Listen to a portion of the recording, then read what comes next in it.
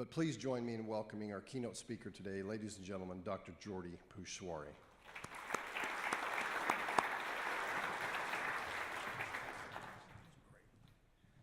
Awesome, thank you, Pat. This is great. It's really good to be here, and I'm not an SSA expert.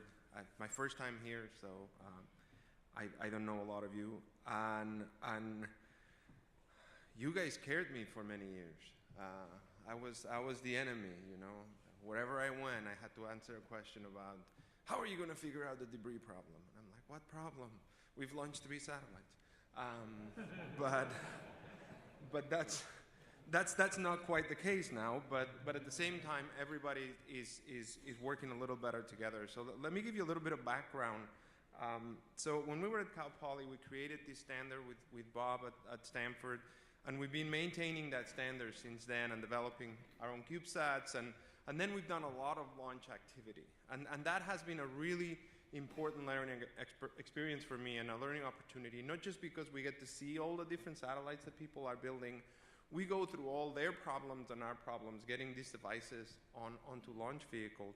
And one of the things that is important is that when CubeSat started, one of the big things we did is we tried to play by the rules.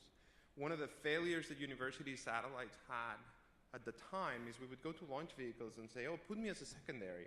And they would tell us, well, would like to, but you scare me. And we took offense, you know, and they say, oh, no, we're not a danger. We're not going to break down. We could make it work.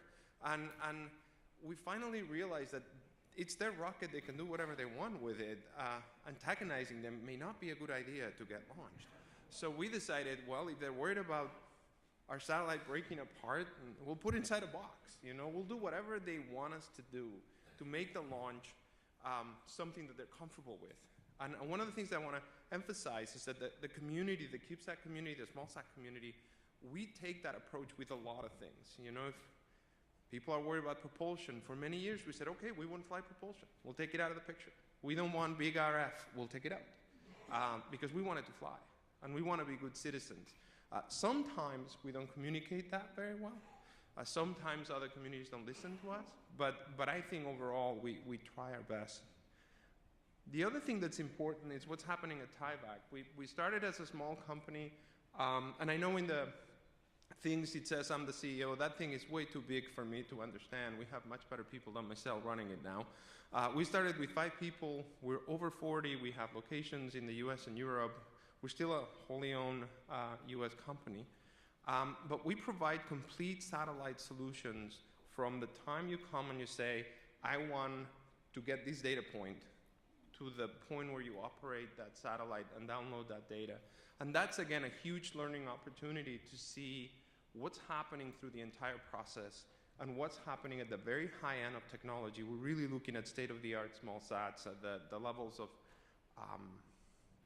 miniaturization and capability we're putting on the spacecraft scare me.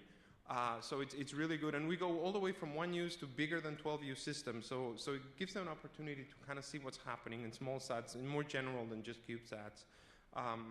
So very proud of what we're doing over there. Now let's go back to this thing. The CubeSats are a big success, and they are. And standardization was proven to be right. And when you talk small sats and numbers and you worry about it, you're really talking about the 1 to 10 to 20 kilogram satellites, because that's a huge majority of the numbers because of standardization and our ability to put them on rockets and launch them. And that is seeing a spike. I mean, after 2012, 2011, things started to get really interesting. And now we're seeing hundreds of these things maybe going up every year. So it's quite a bit. The one thing that's important is that lower thing. This is a learning opportunity. And a lot of people see it as a problem. I don't think it is yet. And we'll talk a little bit more about that. But I see it as a huge learning opportunity. We're doing things that we never did before. We're having high schools launching satellites that don't know anything about regulations. We're having new countries launching satellites that have never done it before. They're launching them from new launch providers in new parts of the world that have never done it before. We're doing it in numbers that have never done before. We've had launches with 20-something, 30-something. We're having a launch with 80-something payloads being deployed from a single rocket. Those are things that have never been done before. And we are finding some issues. But I see that as a learning opportunity. We're going to play with these things. We're going to try things. We're going to find things that work before we get into trouble. At least that's the way I would like to look at it. Because these things are going to continue to grow. And these are all the Spaceworks surveys and reports they do. I think this is the 2016 one. And the numbers are going to keep growing, and that's what everybody says. And if you look beyond the 50 kilogram going to 100 and something, you start seeing things like SpaceX and OneWeb and all those constellations. And maybe we should be thinking about what we're doing. However, those are not in space yet, and the numbers are still reasonable.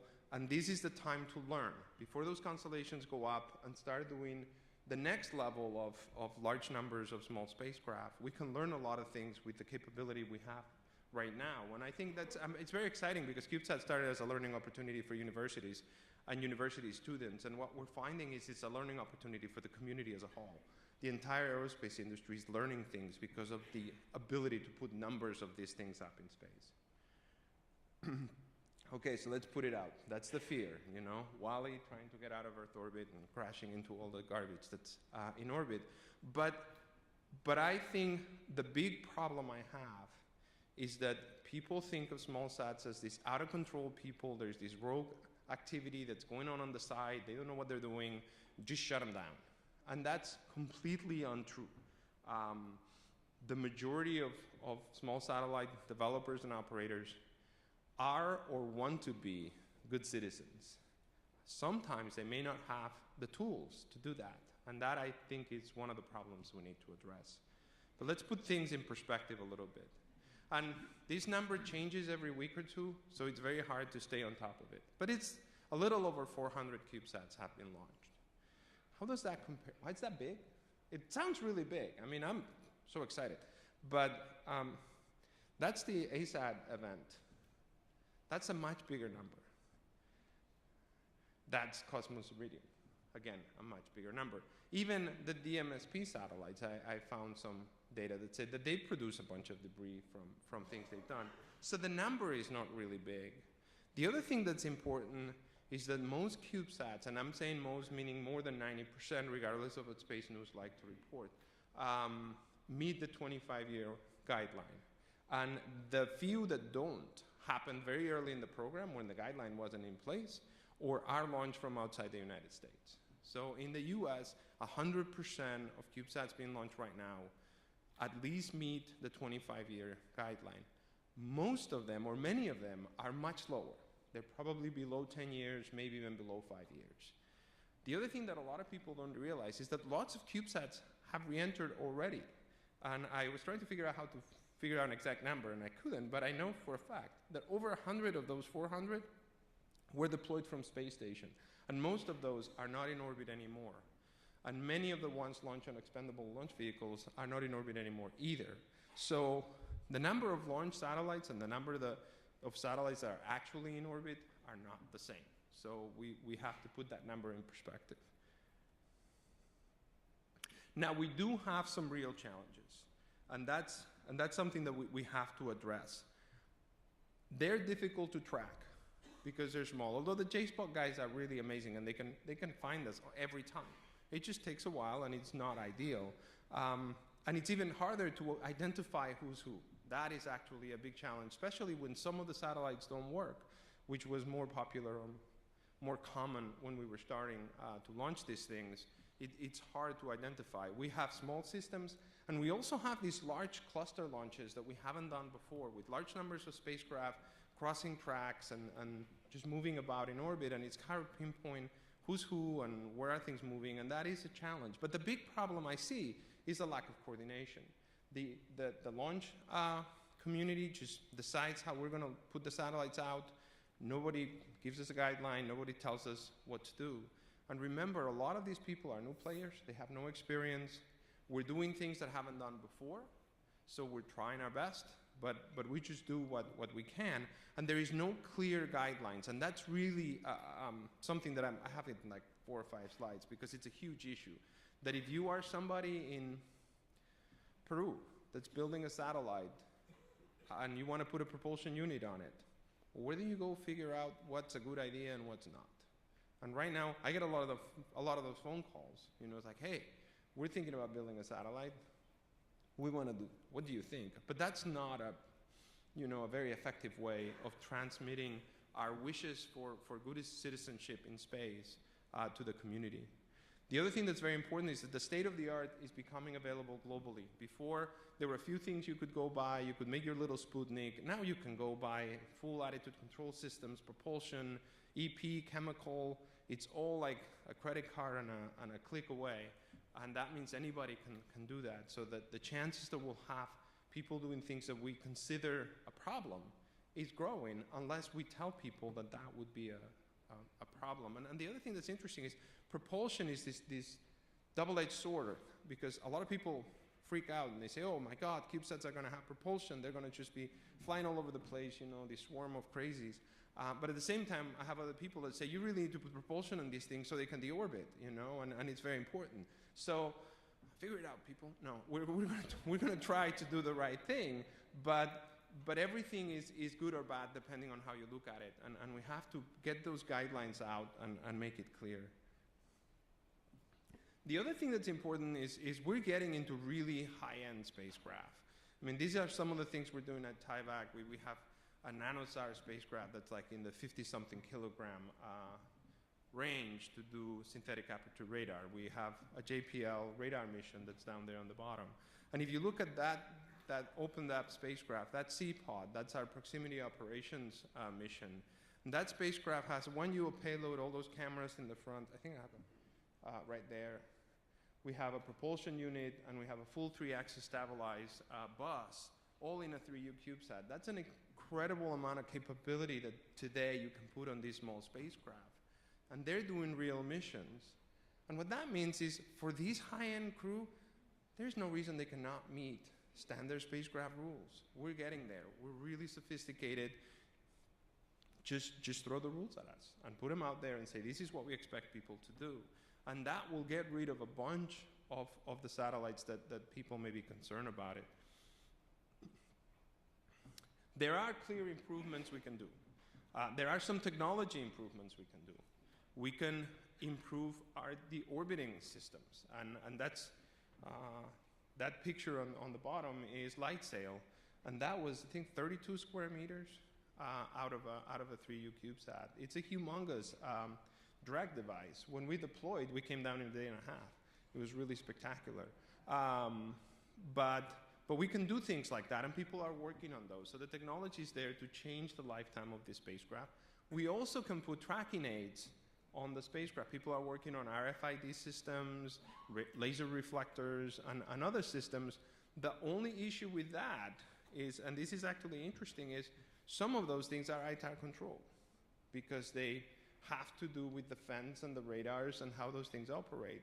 And we're not going to get very far if we come up with solutions that we claim, if we put one of these on every satellite, we can find them, but I cannot give it to you because it's ITAR controlled.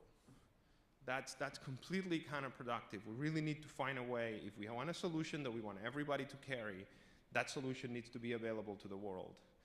And if that means we need to do it a different way, I'm fine with that. But we cannot go out there and assume that if we find a solution that works for the US, it's going to solve the problem. But the amount of people doing it globally is very, very large. And those guys are not going away. And they won't follow our rules if we don't give them the opportunity to do so. So we have to be very careful with that. Some of the other side is we could have regulations, and I keep hammering on the regulations, but that's very important because, and maybe regulation is the wrong word, maybe we should be talking about guidelines, but we want people to know what's the right thing to do, and in many cases we don't. There are no maneuvering guidelines. There is no place where I can go and say, you know what, if you carry less than 1 meter per second, I'm not really too worried about you. Or if you can produce less than 1 millimeter per second, oh, that's equivalent to drag, and I'm not worried about it. There's all these things that we could put out there for the community to understand that if you do it at this level, we're going to make your life really easy. If you do it at this level, things will get more complicated. And we've seen that work before. When we were launching at Vandenberg for the first time, there was a big concern about radios on the satellites because there is tracking radios and other radios on the vehicles that we were concerned about. and we were going to actually increase the number of inhibits and make life really miserable for everybody, until one of our former students from Poly that works at the range actually walked up to somebody and said, I have this walkie-talkie that I carry all the time. Nobody has told me that's a danger. And they say, oh, that's because it's less than a watt. And light bulb. Okay, let's change the spec. Radios are recommended to be less than a watt, because otherwise you need to add an inhibit. 95% of radios went to less than a watt instantaneously. And we can do things like that, but we need to let people know. And we can do the same thing with propulsion. There's also no deployment standards from the launch vehicle. There is nobody saying, if you're going to deploy 85 satellites from an upper stage, this is a good way to do it. You know, and if you're doing it from the bottom of a Delta II or an Atlas V, you may want to try to move the vehicle at this rate to split the satellites up and see how they're doing. And those little things really improve, but nobody has said the launch mission managers or the launch providers, that's a good idea. Please do it. It'll make everybody's life easier. And finally, again, global and coordination, that's going to be important. We really need to think of this as a global problem. It's not something we can solve in the US alone. The other question I had, can we help? Can small sats help this community? Because for a long time we've been seen kind of as a threat. Maybe we are part of the solution, or we can be part of the solution. And one of the things we're doing at TIVAC, we have GeoStare is a mission to look at geo objects from LEO with the 3U spacecraft. And that got me thinking, well, if we're going to try to do space-based SSA, it's really nice to have lots of things looking. You don't want to have a single spacecraft. How can you do that affordably? Well, you can do it affordably with small spacecraft.